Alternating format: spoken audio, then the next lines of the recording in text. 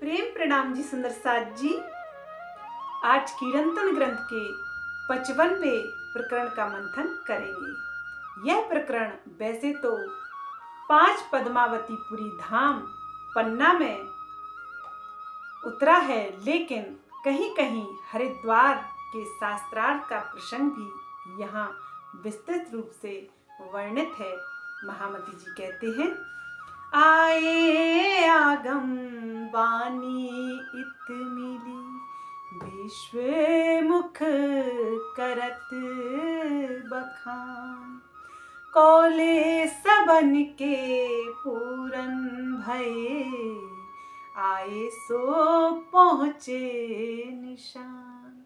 महामती श्री प्राणनाथ जी कहते हैं कि विजयाभिनंद बुद्ध निष्कलंक श्री प्राणनाथ जी के प्रकट हो जाने से सभी धर्म ग्रंथों की भविष्यवाणियां सार्थक हो गईं। संपूर्ण विश्व के भविष्यवेत्ता अपने मुख से परब्रह्म के प्रकट होने की जो बात कहा करते थे वह सत्य हो गई। इस संबंध में उनकी पहचान के सभी संकेत पूर्ण हो गए।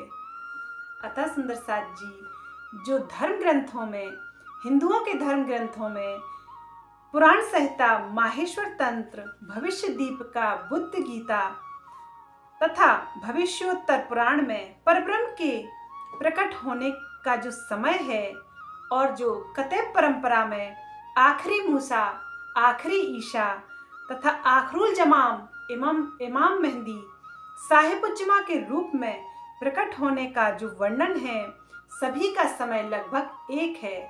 और महामती श्री प्राणनाथ जी ने स्पष्ट रूप से हिंदुओं के धर्म ग्रंथों के बातनी गुह्य रहस्यों को खोलकर बताया कि मैं ही वह बुद्ध निष्कलंक अवतार हूँ और मैं ही इस संसार को जागृत करने के लिए आया हूँ। और यही कुरान पक्ष के लोगों से कहते हैं कि आओ मैं तुम्हें अलिफ लाम मीम का अर्थ समझाता हूँ। क्या मोमिनो, तुम्हारे कुरान में यह नहीं लिखा है कि जो अलिफ लाम मीम का अर्थ समझाएगा उसे एक बसर का ना समझना, वह तो खुद खुदा होगा और अपने मोमिनों को इल्मे लदुन्नी देकर अपनी पहचान कराएगा। वह आखिरी जमाम इमाम मेहदी होगा। वह सब रूहों को पाक करके जुम्मे की नमाज पढ़ाकर अपने धाम अरसे अजीम में ले जाएगा। अतः महामती श्री प्राणनाथ जी ने स्वयं को आखरुल जमाम इमाम मेहदी के रूप में जाहिर किया और मोमिनों से कहा कि अलिफ लाम मीम का अर्थ बताता हूँ, जो पहले पारे से 30वें पारे तक वर्णित हैं। उन्होंने कहा कि यह अलिफ लाम मीम मेरी ही बसरी, मलकी और हकी मेरी ही सुरतें हैं, जो मैंने मोहम्मद साहब के द्वारा संकेत रूप में लिखवाया है। पहला तन मैंने बसर का लिया, जिसमें मोहम्मद साहब के तन में मैं शक्ति रूप में बैठा। इसे ही अलिफ कहते हैं। और लाम का अर्थ है कि मैं रूह अल्लाह को दर्शन देकर उनके तन में बैठा। यही मेरा दूसरा स्वरूप मलकी सूरत है, इसे ही लाम कहा गया है। और तीसरी सूरत मेरी मीम की है, अर्थात मैं पूरी शक्ति से, पूरे जोश से सब विद वतन पधारा हूँ, इसीलिए मेरी यह हकी सूरत मीम कहलाती है। सुंदर साथ जी, महामती जी ने आगे स्पष्ट किया कि मैं जो यह मीम स्वरूप में, हकी सूरत में जो कलाम लेके आया हूँ, अल्लाह कलाम है।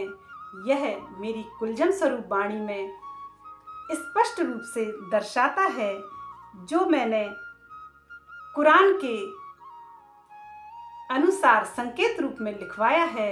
मैंने मोहम्मद साहब के मेराज नामे के दौरान जो 90,000 हरफ सुनाए थे, उन्हें मैंने 30,000 हरफ छुपाने को जो कहा था, वह मैं इस स्वसंवेद, इस अल्लाह कलाम इस इल्मे लदुन्नी में लेकर आया हूँ। सभी मोमिन इस कलाम को पढ़ें और जुम्मे की नमाज पढ़कर छठे दिन की लीला के बाद 7वें दिन की लीला में शामिल हों।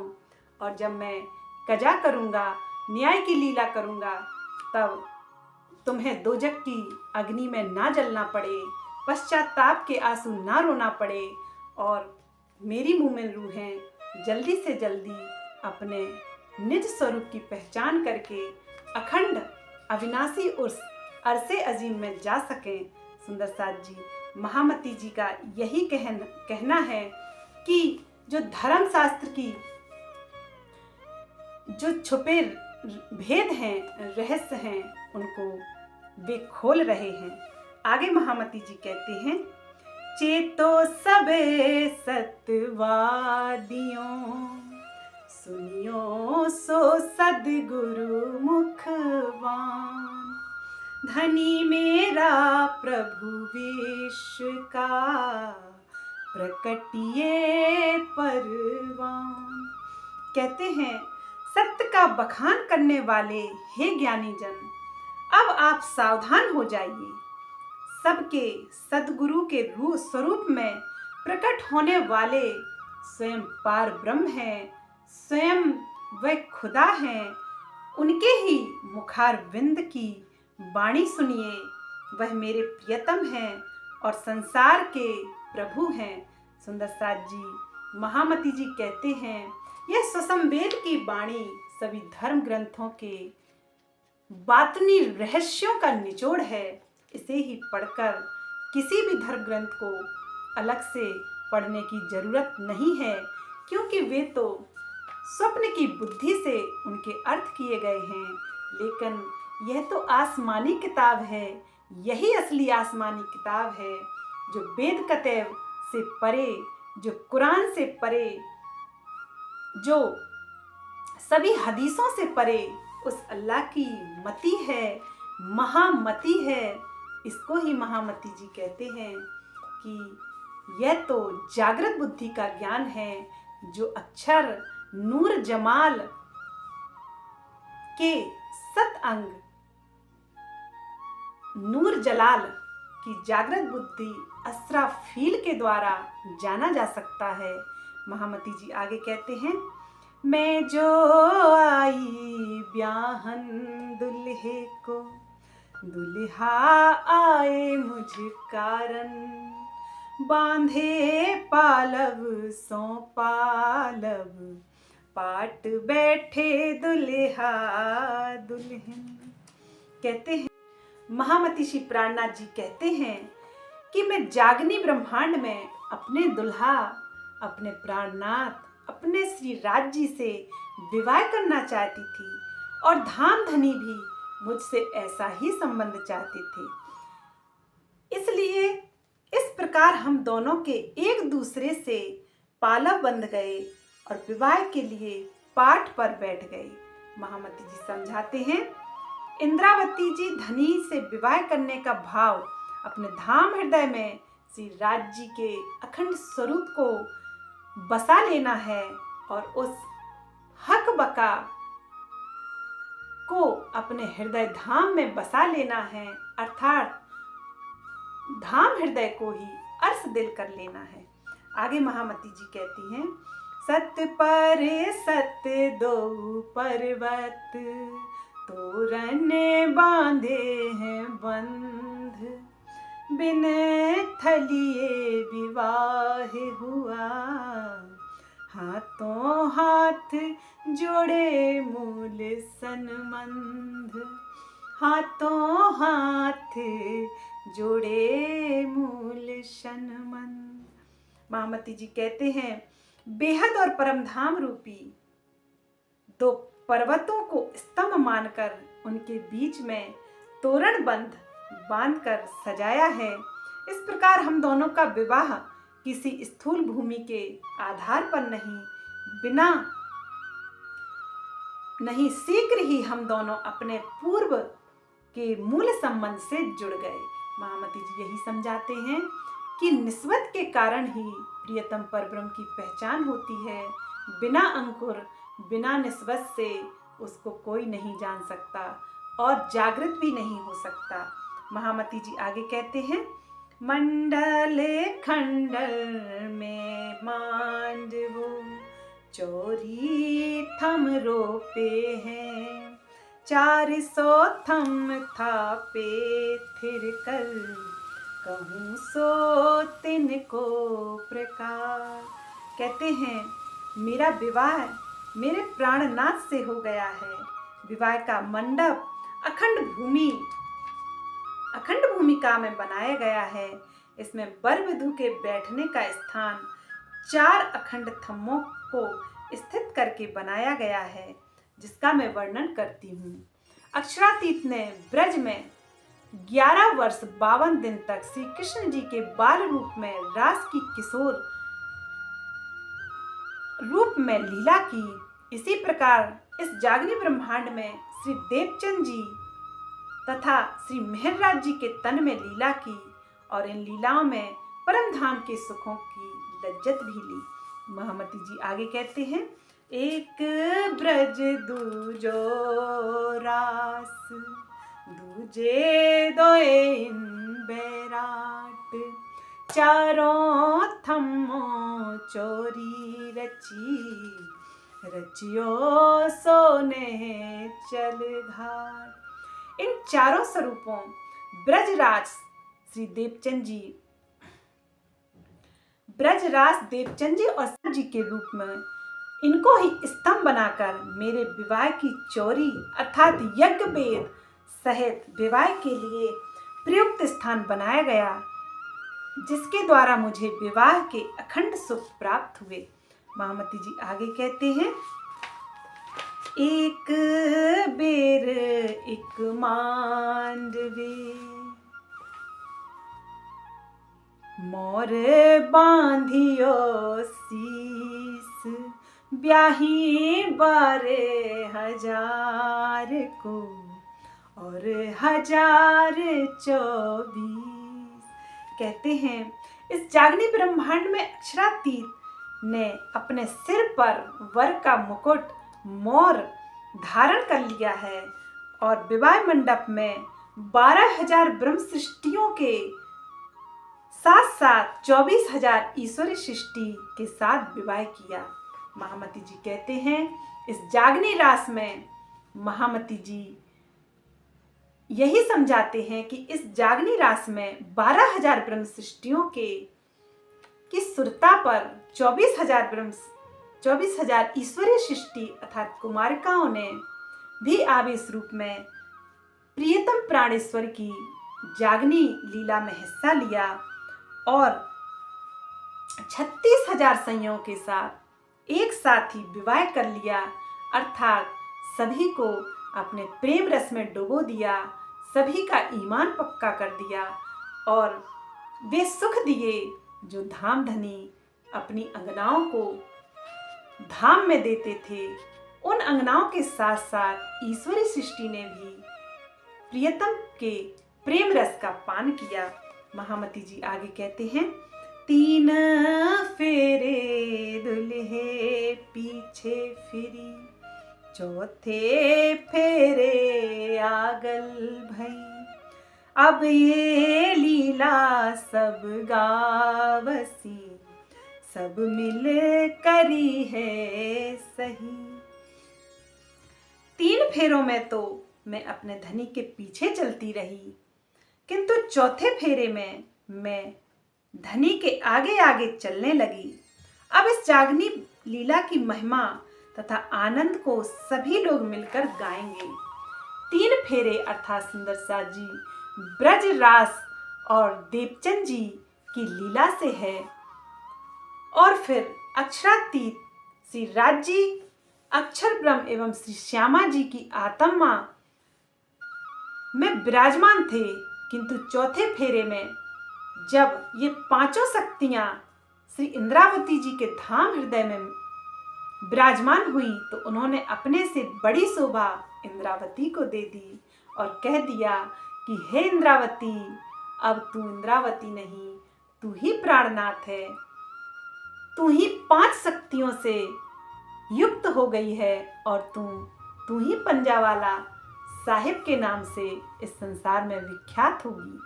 और बड़ी बड़ाई दी उनको, स्वयं से ज़्यादा बड़ा कह दिया। महामती जी आगे कहते हैं, और एक कागद सब उड़ गए, उड़ियो सबों का ज्ञान, पसरस्यो प्रकाश जो पियु को, ब्रह्म श्रेष्ठ प्रकट भई पहचान। महामती जी कहते हैं, प्रियतम अक्षरातीत की ब्रह्मवाणी का प्रकाश फैलने से अटकल वाले अन्य धर्म ग्रंथों की महत्ता समाप्त हो गई। संशय रहित ज्ञान महामती श्री प्राणनाथ जी ने सभी मोमिनों को दे दिया, जिससे सभी के हृदय में स्थित अज्ञान रूपी शैतान, कलयुग रूपी दज्जाल का समूल विनाश हो गया। इस ब्रह्मवाणी ने ब्रह्म सृष्टि की भी प्रत्यक्ष पहचान संसार में करवा दी। महामती श्री प्राणनाथ जी ने यह घोषणा कर दी कि वह ब्रह्म सृष्टि ब्रह्म से न्यारी नहीं है, वह उस लाहूत अर्थात उस दिव्य ब्रह्मपुर परम धाम की लाडली अंगना है। वह तो इस फानी दुनिया में कुछ समय के लिए इस माया के तिलस्मी प्रपंच देखने को आई हुई है। महामती जी आगे कहते हैं, ठौर ठौर ठाने दिए, मेला हुआ है मध्य देश, छत्रपति नमे नेहसो, राय राने पृथ्वी के नरेश। कहते हैं, ब्रह्मवाणी की ज्योति को फैलाने के लिए जगह जगह पर श्री प्राणनाथ जी मंदिरों की स्थापना की गई, किंतु 12,000 ब्रह्म सृष्टि एवं 24,000 कुमारिकाओं अर्थात ईश्वरी सृष्टि के एकत्र होने का स्थान तो मात्र 5 पद्मावतीपुरी धाम पन्ना को ही बनाया गया। वहां पर विराजमान अक्षरातीत स्वयं वह खुदा है, जिसके चरणों में पृथ्वी के राजा, राय, राणा एवं छत्रपति सम्राट भी नतमस्तक होते हैं। कहते हैं, इन देहरी की चुमसी सब खाक, यह वही देवरी है। श्री 5 पद्मावतीपुरी धाम पन्ना, यह वही चौखट है जिसकी समस्त संसार 14 तबक के प्राणी एक दिन मत्था टेकेंगे और इसी चौखट की खाक को चूमेंगे। आगे महामती जी कहते हैं, बैठे सिंहासन सिर छत्र, बैराट बरती है आन, मुकुटे मणि टोले चंवर, नवखंडे घुरे हैं निशान।